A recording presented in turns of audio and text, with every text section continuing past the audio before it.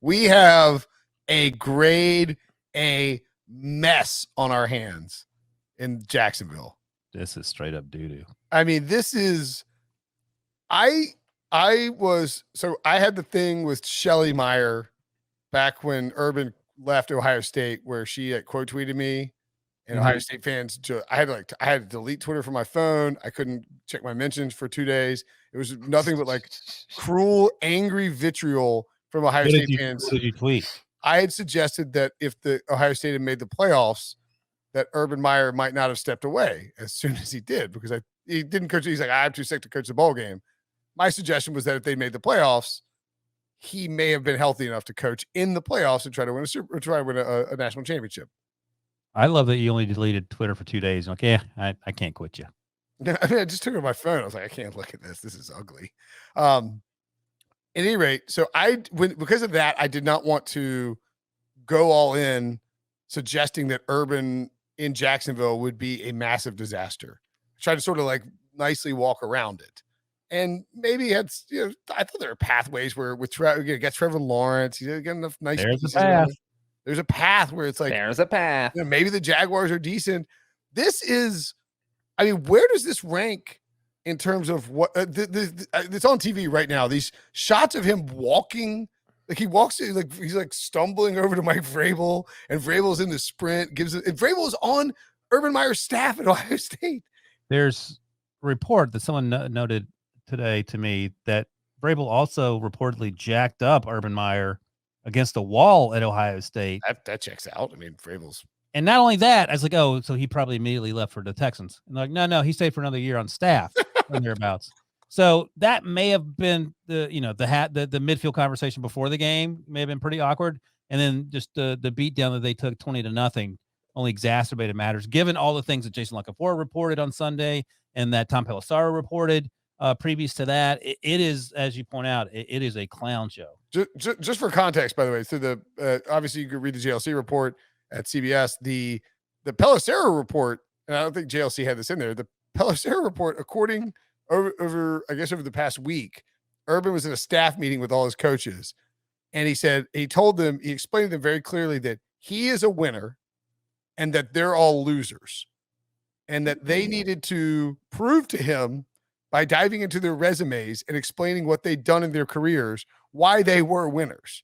Now, aside from the fact that that's insane, narcissistic, overlordy behavior, his offensive coordinator, aside from that, one, that's the whole reason you hire. Like, that's what you do when you hire people. Like, you go through the process of looking at their resumes. And two, his offensive coordinator won a Super Bowl. Imagine hiring people and then yelling and screaming at the people you hired for being incompetent. Crazy. For calling out their resumes when you are in fact the person who went through their resume and said, okay, you're good enough to coach with me. It's insane. Urban, I'm not a great coach, but I would just like to note that I've never been caught on camera getting lap dances for people to order my wife at my own restaurant. Oh! And then the reporter asked him, he said, it sounded like a fan asking the question. He's like, you've been talking about this offensive line all year. You said they're fine, they're great. He's like, they've been getting their ass kicked out there. What do you have to say? Very silently shakes his head a couple times. He goes, yeah. He looks like somebody who wants to leave. And I told Breech, not so much you, Brinson, I told Breech 18 months over under. He's like, no, it's over. It's the over. He's going to stay there. He's going to turn things around. He's going to make him do the Bengals South. Did you say that?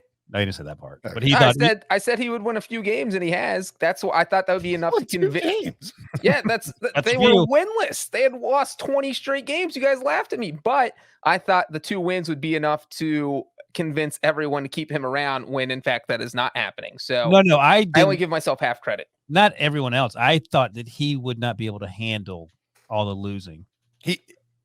That was the prevailing logic, Wilson, is that Urban Meyer, who had lost 10 games in his college coaching career or something, fewer than he's lost this season, he would not be able to handle the constant losing and what comes with constant losing of the NFL, and he clearly can't handle it.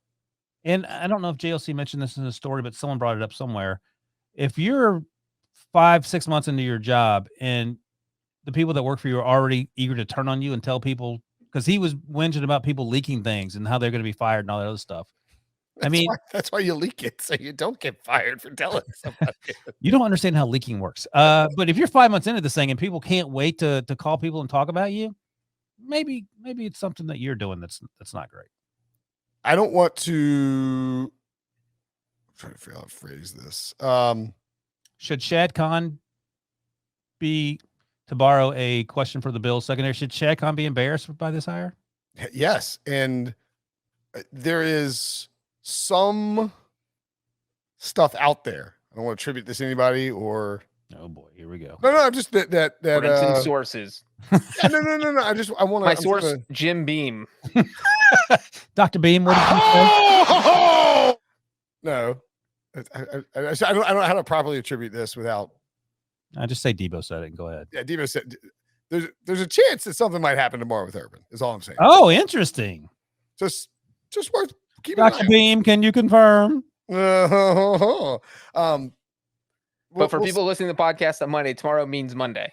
Yes. Yeah. But there's something. I mean, there's a chance. And if you listen on Tuesday and Brinson was wrong, just go tweet at him. There's a chance another could happen. There's a path. I mean, he looks like somebody who, sometimes when you don't want to, you're like, I don't want to actually be the guy who breaks up with somebody. You're like, I'm just going to act disinterested until I get dumped.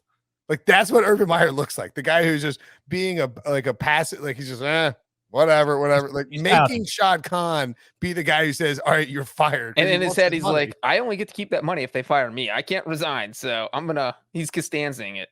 Correct. He is trying to be as disinterested and distant as possible in order to get Shad Khan to can him.